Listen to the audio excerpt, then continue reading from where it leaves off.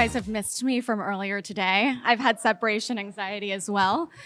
If you weren't here earlier for our panel on personal finance, I'm Nicole Lapin. I wrote the books Rich Bitch, Boss Bitch, and Now Becoming Superwoman. They will be here later by Book Soup if you guys stick around. And before that, I was an anchor on CNN, CNBC, and Bloomberg, and also had a show called Hatched, which is on the CW and CBS Saturday mornings. That is like a Shark Tank for kids. And we talk a lot about funding, which is why I'm so excited to have this conversation. And I'm going to let the ladies introduce themselves because A, I could not do them justice, and B, this is all part of like getting your pitch down. Great, I'll start. Hi everyone, I'm Christina Stembel. I'm the founder and CEO of Farmgirl Flowers. We are a direct-to-consumer e-commerce flower company that does things a little bit differently, doing full pitch here. Instead of having hundreds of options, we offer a few curated daily bouquets that are actually beautiful because flowers should be beautiful. And we ship them nationwide. We're bootstrapped. We are now 150 team members large. We operate from San Francisco and we ship to the lower 48. Yay! Hey everyone, my name is Sashee Chandran. I'm founder and CEO of Tea Drops, and we make an assortment of bagless dissolvable teas. I describe them like bath bombs, except they're tea, so they're full loose leafed. We are located in downtown LA, and we sell direct to consumer online, as well as 3,000 retail stores across the country, and we shed about 20% less waste than traditional tea packaging. The tea is fantastic, so check it out. It's very tasty. My name is AmyAnn Cadwell. I am co-founder and CEO of The Good Trade. We're a digital media company reaching 50 million readers a year with resources on sustainable fashion and lifestyle. So we reach our readers through our website, social media properties, and our newsletters. And we have a really tight, talented, nimble team that works from our offices in Echo Park. So any East Siders in the house, just a few. In addition to my work with The Good Trade, I'm also an angel investor in early stage digital disruptors, and my portfolio is basically mostly focused on minority and female-led companies. I think as women, we're building fantastic, amazing, purpose-driven companies, and we deserve our fair share of funding. So, I like that tight and talented. yeah, they are. Some of them are here. My name is Maggie Q. I'm an actress who just launched a company called Keep Up, which is a 100% sustainable recycled activewear line. We're direct to consumer. We sort of soft launched mid-September, so we've only been sort of fully, operational and really smooth going since sort of the beginning of October. So we're very, very new. This is my first business. I mean, I've been the face of and things like that with other companies, but this is the first time that I've ever gone into this world, founded something. I am the CEO, I run the company, and from the ground up, this is just something that was born out of my love for the planet, but also my ocean conservationist activism for 20 years. So we're gonna get down to brass tacks. Like, get out your notepad. We're gonna talk really specific for actionable advice here. And the first thing, just to get a little meta, is how often do you use the verbal pitch, like the elevator pitch, or a business plan? In what circumstances do you use one or the other, and do you have to have the actual formal business plan as well? I never made a business plan. I think a financial model is way more important. I have about 16 versions of our financial model going on at all times. I think you just need to make sure you're not running out of money, so that's the most important, as long as you have your focus. So for that question, I would say I'm not a good person to say, like, yes, you need a business plan, but you do need a financial model. Where do you get a financial model? You make it yourself. And who helps you make it? You learn yourself. I taught myself. I took a Lynda course, $39.99. I taught everything myself from Google or YouTube or anything like that. I didn't go to college. Just learned everything I needed to do from Google. There's no excuse not to know anything anymore. So yeah.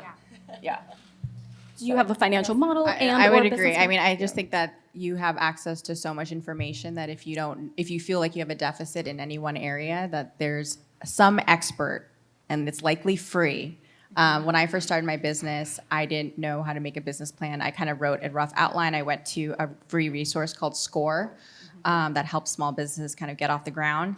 And I showed my business plan, but more than that, there's some IP around the process of how to make tea drops, and I didn't know if that should be a trade secret or a patent at the time. So I went to SCORE, and there was a retired attorney, and he was in his 70s, very cute, and he said, I think that this is patentable. And I went to a local councilman or a legal counsel, and he said, well, it's going to cost you $10,000 to $15,000 to patent this, and I didn't have the money at the time. And so the mentor at SCORE said, well, if you write it yourself, I'll look at it, and then we could submit a provisional. And that's what I ended up doing. I spent weekends looking at the USPTO site, looking at previous patents, Sounds writing one riveting. myself. And then, I know, truly. Way to Truly, party, there's definitely going to be a thriller made around this. And then ended up, submitting it that way. But, it wasn't necessarily a business plan, but I had to get the IP protected. And that was my way to do it. And you saved the 10 grand.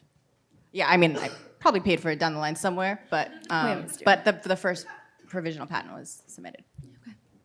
I made a traditional business plan, and it was awesome for me. I asked an old professor from a business school for a template. I plugged it in, and to see everything on paper was like, okay, here's the vision. Now I can execute it. So that was 5 years ago when I started the company. Do I reference it anymore? No. I think instinctively, I now, from a gut level, I'm like, what are our strengths? What are our weaknesses? What are, going through SWOT analysis. Exactly. And then also, on an instinctual level, being like, I want to grow 70% in revenue this year, 50% in, profit. Like every year, kind of coming back to those top line numbers or ideas, but that's much more fluid now than it was in the beginning.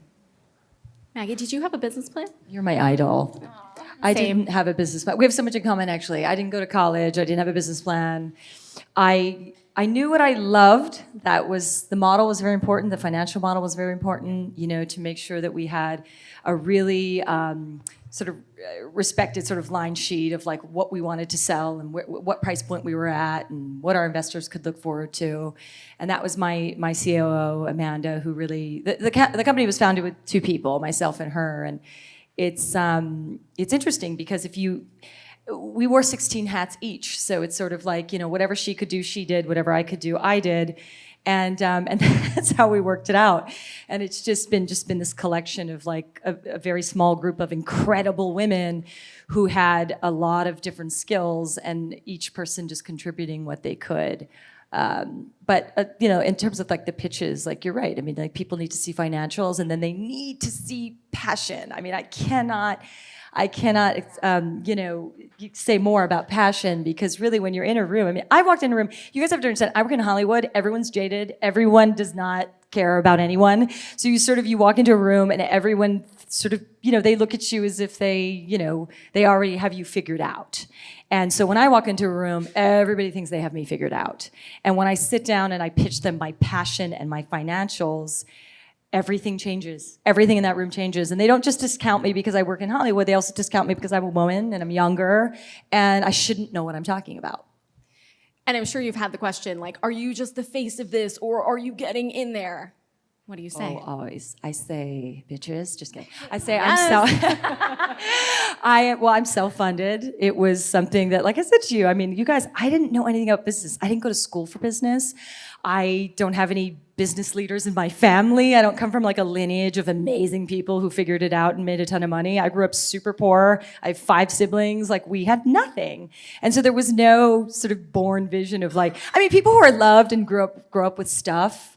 I'm jealous of them because they sort of the world is their oyster, and they look at the world as, of course I can do that because my daddy did that and my mommy did that, and they're really important and amazing. But they won't do it, probably. Right, they probably won't do it. And so because for people like me, or I'm sure you guys as well, because the struggle was so real, you have to find that for yourself. And so I did. I went, you know what? I know who I am. I know what I love. I know that conservation matters. I know that I want to create a nation of consumers that care about what they're buying. So I'm just going to do it. So I put all my own money into it, which is not totally smart. It's a huge risk.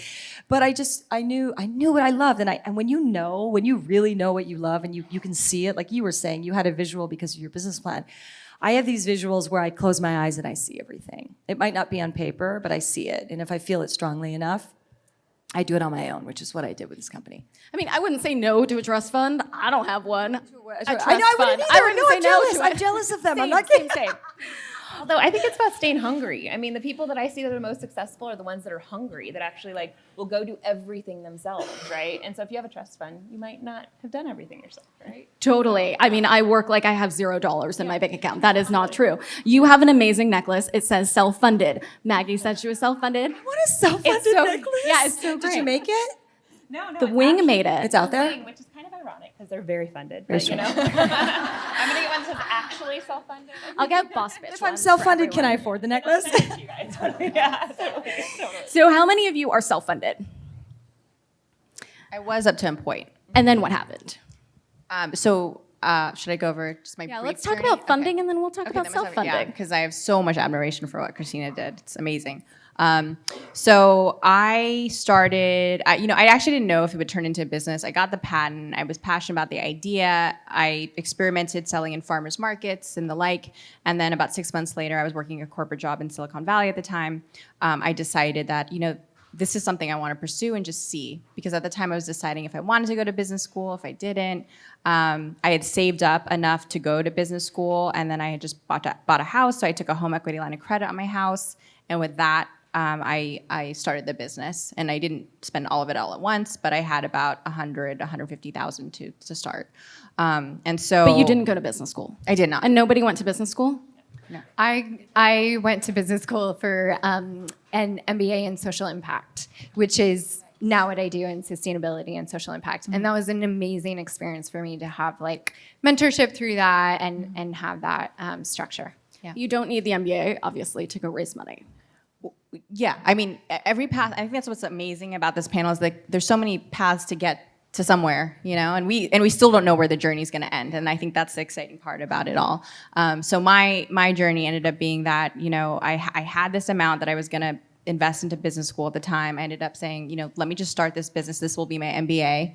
And then started this really out of my house. I started making tea drops out of my house, and grew it from there into a commercial kitchen. And then when it expanded beyond that into a manufacturing facility. And at that point, I just realized that I'm a solo founder, and so doing everything all at once is pretty exhausting. And I knew that I had to hire top talent to help scale to the next level and do stuff that I wasn't good at, which is operations. And so at that time, I decided to raise or at least learn what angel investing and venture capital was all about. I didn't know, so I Googled what is venture capital, and up came with this book called Venture Deals by Brad Feld, and I forgot the other author's name. But I read that book cover to cover to just learn the basics on what different financing or debt instruments were, what the key terms were, and then ended up having a lot of meetings that didn't really go anywhere with angel investors or VCs, because you're just learning, like, what does this all mean? You don't really know your metrics. You don't know what's necessarily important about your business, and also what you would use the money for. So it just took a lot of time for me to formulate that in my head. And then I started doing more pitch competitions and just getting more exposure to really getting like the nitty gritty about my business and understanding the unit economics of my business a lot more. So it took me, I would say, probably 80 to 90 meetings, investor meetings to raise. How did you even start finding the meetings? I had, I don't know, I would just like LinkedIn people or LinkedIn stalking is my favorite. Email, and then I had friends of friends who would introduce me. And I feel bad because early on those were a lot of wasted introductions because I just didn't know.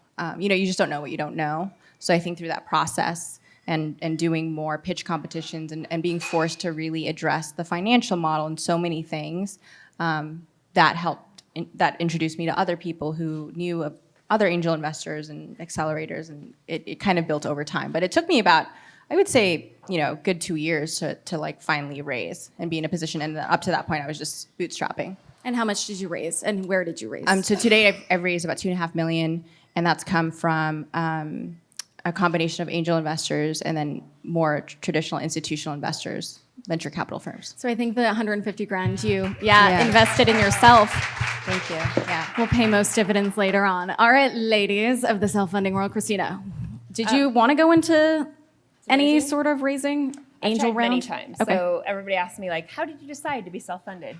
It decided for me. We as women have about a 2% chance of raising capital. So I think it's really good to understand that. I've probably spent 30% of my time over 3 years trying to raise. 101 no's, and only the ones I only count if I had more than 3 or more meetings with them on that list. So it's a lot of like data rooms full of 1,000 different reports that they want to see. It's just a lot of time spent. What does it look like? Like if you're going into the meeting, paint the scene. So first meeting, you go in, you have to know your stuff. My first pitch that I ever did was the best learning tool for me because I didn't know anything. I knew nothing. I didn't know what LTV was. I did EBITDA. I was like, what are they talking about? It's just profits. All the acronyms, right? From business school, what you pay your $200,000 for. And I went to my car and I bawled. And I gave myself 5 minutes, and then I got out a notebook and I wrote down every single question they asked that I could remember, that I didn't know, and then I went and I learned it. And then I went back to pitch, and not to that person ever again, ever. But then I went to, I was able to get a lot of meetings, thankfully, because we'd already proved out the concept. So a lot of those VC firms bought our flowers a lot. So I had their addresses in my database, which was really handy, right? So I sent out about 40 blind pitches with flowers, and I got 27 meetings from those 40 blind. So I just sent my stuff out with it. I don't have a network, didn't go to business school, grew up in Indiana, definitely no venture capitalists in Indiana that I know of. So I then went into those meetings, thought very naively, this was back in 2014-15, that I was going to be really successful because we were already doing several $1 million in revenue at that point. So I was like, I've proved the concept. There's all these strikingly similar is the legal term we're allowed to use now, just so you guys know that. Only use strikingly similar. Don't say the other C word out there because you can be sued. Companies that were all tech guys that left their jobs at Google or wherever and then started strikingly similar flower companies just like mine, wrapped in burlap, delivered by bicycle, same font, same taglines, everything. And they were all able to raise pre-revenue without ever doing $1 in revenue. Because they have friends in the finance world. Absolutely. They're all white dudes that look the same, right? And It's a boys club. VC is a boys club. It's true. And so 100%. I naively thought this was going to be easy. I'm going to go in. I think at that point we were like, $4 million in revenue or something. So I was like, piece of cake. Got turned down everywhere. And back then the reason was because we weren't doing on-demand delivery. And this was back when on-demand delivery, though they will always have a reason and they'll all be the same reason because it's like FOMO. It's like everybody's doing the same thing. And then, if Munchery got and Sprague got and all these people got funded, then that's what everybody wants to invest in, which And I is think crazy you to me. realize, when you're in it, that Yeah. most VCs are just like lemmings. They're It's just such- they have no original Yes. thought. My Most newest, of them. Most yeah. freeing belief system now is that VCs are not the smartest people in the room. They Have a lot of money. They that's just all. have money. That's it. So I would go in and I would feel like inadequate, the whole imposter syndrome that everybody talks about. And I would think, I don't have this money and stuff. But now I sit there and I'm like, you have no idea what you're talking about. Like, you never run a company. You went from Bain or whatever, you've seriously been a consultant to a VC, but have you ever actually built a company? But anyway, got turned down a lot for not doing on-demand delivery. I went back, I did so many different financial models to see if I could make on-demand delivery work. There was no way unless we could charge $48 for delivery, which nobody would pay $48 for delivery. So I was like, why am I going to set up a system where the unit economics do not work in order to raise money so I can go out of business? That makes no sense. And all of those companies are now out of business. Munchery, Sprague, all those companies that they were investing in, right, are out of business. So I can glad think of didn't do another it. C word for them. Yeah, me too, definitely. So last year I tried again. Again, naively. I didn't think it would be easy this time, but we needed growth capital. We subsidized $1.2 million in shipping alone last year. This year, over $2 million we're going to subsidize shipping. So I needed it for growth capital to open distribution centers, to get closer to the end consumer, have it all laid out, pay for itself 7 months. I just need it for this. thought it was going to be, I mean, I have the numbers. Last year we did $23.4 million in revenue. Like, we've proven the concept many, many times over. Thank you. So I also don't have a board, so I can give you all my numbers without anybody getting mad at me. I thought that we'd be able to. And again, I wasted 30% of my time to only hear a different reason why. And it's because I don't have a team that looks like a Silicon Valley team. I don't have a C-suite. I have a really hardworking, amazing team of manufacturing level and just scrappy startup, people working for me. And even though, we're doing 50% year-over-year growth every year, and this year we were doing 80%, but we actually pulled it back strategically to focus on profit, which also they don't understand when you're pitching to investors, they still turn me down. And so I finally got to the point this summer where I just was like, I'm done. And I feel like I got the best gift back, which is 30% of my time. I sleep more than 3 hours a night sometimes now, which is great, And we're going to get there ourselves, like we might not get to $1 billion like I originally can map out with funding, but we can get to 300 million on our own, and owning 100% my team, that's amazing, right? So, sorry, the last thing I'll say with that is I just think we need to reframe our thought that success does not equal funding.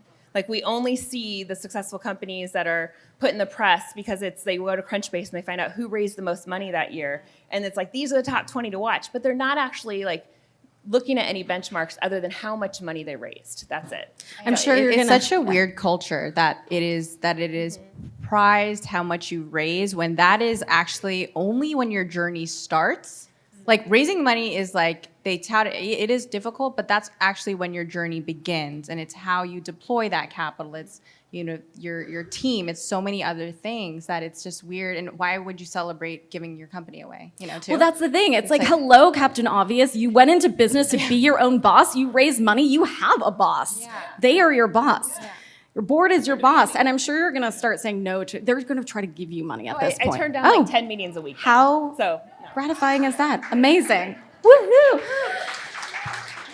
Did you look into going through the process, Miss MBA? I did not. I think, it was a fairly personal decision for my personality and my temperament early on. I felt like I wanted to maintain that control of the vision, having, being a female-led company, being a purpose-driven company, I wanted to direct that vision. And so also, though, I think there's room in this conversation, we're a media brand, and so it's not that expensive to put up a website and put up, early on, we didn't need a massive capital influx to get started. Like product. Yes, right? Exactly. If you're holding inventory, you're handling shipping, all of that, that takes real dollars. And that's why I'm an angel investor, because I believe in that process for companies that do need to rush to product market and find their customer quickly and beat out other companies. But for me, I wanted to maintain that control and grow organically, and I think let the business lead where our growth was going to happen instead of investors coming in with their ideas. My boss is our reader. I love our reader. We exist to serve her and nurture her and, bring amazing content to her. And I want to be responsible to no one else. It's not strings-free money. Yeah. It comes with... Totally. Yeah. Some folks attached, and you didn't want those folks, did you, Maggie? Or you're undecided? A little bit? No, I didn't. I didn't want those people. But what's been so amazing about my journey is that I just closed my angel round. As you know, I self-funded, obviously. And then sort of one thing that you have to remember is not to raise more than you need, obviously, but really down to the letter. You really have to go through your financials and make sure that you are raising just enough for whatever that runway is going to be, whether it's the next year of your business or the next year and a half of your business. So that you maintain control of your company and so that you have, you give as little away as possible, obviously. So for me, I kind of knew what the runway was. I had these ideas of I had different advice, people giving me different advice about how much to raise. And to be honest, I sort of walked away from those conversations going, I don't even know who's right because I have no idea what I'm doing. But what I did was I read a ton of books. I read so much. I mean, it was nauseating how much I read about how to do this. I knew nothing about raising money. I knew nothing about VCs. I knew nothing about angel versus seed versus this versus what's my Series A, who's my second, who's my third, whatever that was, what the expansion looked like. And my goal is I have a market internationally, and my goal is to grow this as a global company for many different reasons, because I want the platform for conservation to be worldwide. And not just within the U.S. But yeah, so I just closed my angel round. I raised 1.5 for the next sort of year-ish, year and a half of operations, and so that's closing soon. It's And all how did raised. you do that? Beg. My earliest sort of investors and friends and people that kind of came in, you're doing something right when things start to unfold more easily for you. Because I know that the build up to this company was just like, life can be so hard. It can be so difficult. And you can be like, why? And sort of beating your head against a wall because, you're just sort of like, why am I making all these wrong turns? And then once you start, sort of seeing a goal for what it is and knowing that it is the core of who you are and what you want to do, things start to unfold easier. And I'm not saying easy as in there's no work involved. I'm just saying it seems a little bit more seamless. Like the directions, one introduction leads you to the next, to the next. I've been in those VC rooms where everyone's like, "Aw," and it's a little bit of this. And that's really great, but it motivates me. I like when people doubt me. I love when people doubt me. It doesn't hurt me. It doesn't make me sad. It doesn't make me resentful. Fuel for the fire. Yeah, it makes me go, oh, okay. And that's really all it does. And it's my secret. And it's important as women because, we're so emotional and we're so this and we're that, whatever people call us, to take those moments and keep them for ourselves. I mean, I don't sit there and go, oh, okay, you'll see. I don't say those things, but but I know them. So they become and women, we have a lot of secrets. We're secret keepers. I don't know. I do. I have like this dream of having my Pretty Woman moment where I go into all of those 101 VCs and I have my check and I'm like, big mistake. Huge mistake. Huge. I think we all have it in our heads. You're way nicer But than what's so cool? Because you're successful. So it's like once you get there, you realize you're like, oh, I don't have to do that. Oh, got it. You know what I mean?